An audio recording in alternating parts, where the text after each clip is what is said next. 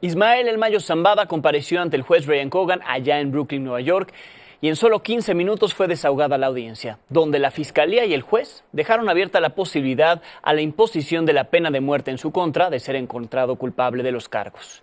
Saludo hasta Nueva York a mi compañero Ángel Hernández, que tiene toda la crónica. Ángel, buenas noches. Alex, ¿qué tal? Buenas noches. Pues ha llegado el turno de Ismael El Mayo Zambada con el juez Brian Cogan. Concluyó el caso contra Genaro García Luna.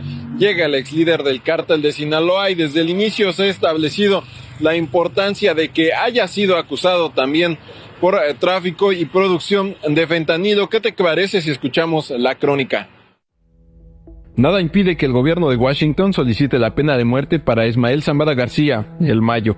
Esta mañana el mexicano llegó a la Corte Federal de Brooklyn más recuperado, con el cabello largo peinado hacia atrás y una abundante barba canosa.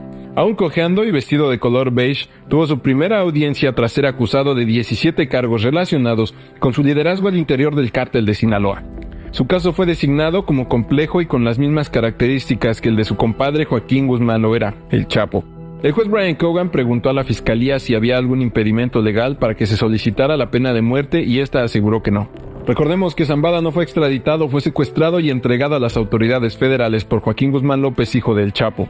Además, la fiscalía confirmó que Zambada García se encuentra bajo medidas más restrictivas en el Centro Metropolitano de Detención de Brooklyn, las cuales también se impusieron a Guzmán Loera. En algún momento El Mayo Zambada preguntó si debía pararse para presentarse ante el juez Cogan, pero su abogado le dijo que no. El próximo 15 de enero de 2025, Ismael El Mayo Zambada regresa a la Corte de Distrito aquí en Brooklyn, Nueva York.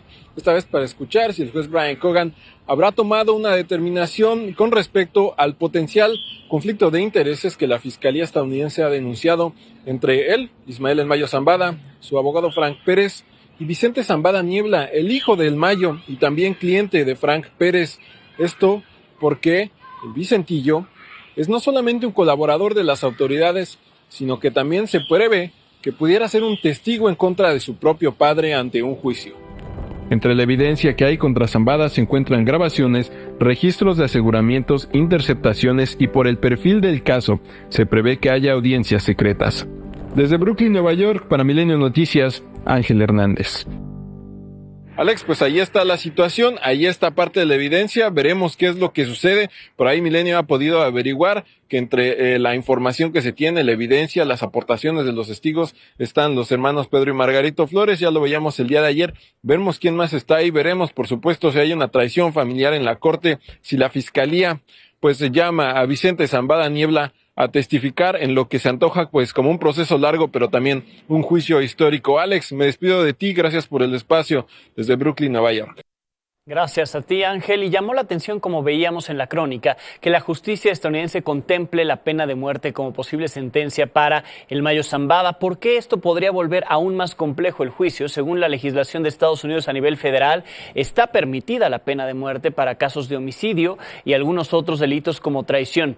A nivel estatal, 27 de los estados en ese país la aplican y en el caso de Nueva York fue abolida en el año 2004, salvo algunas excepciones. Estas son por agravantes de asesinatos como los cometidos contra policías y equipos de respuesta a emergencias. También se permite para quienes cometieron asesinatos mientras cumplían otra sentencia u homicidios para obtener algo de valor a cambio o derivados del tráfico de drogas. El Mayo Zambada fue detenido en Estados Unidos. Todavía se desconoce cómo es que llegó ahí, pero ahí lo detuvieron.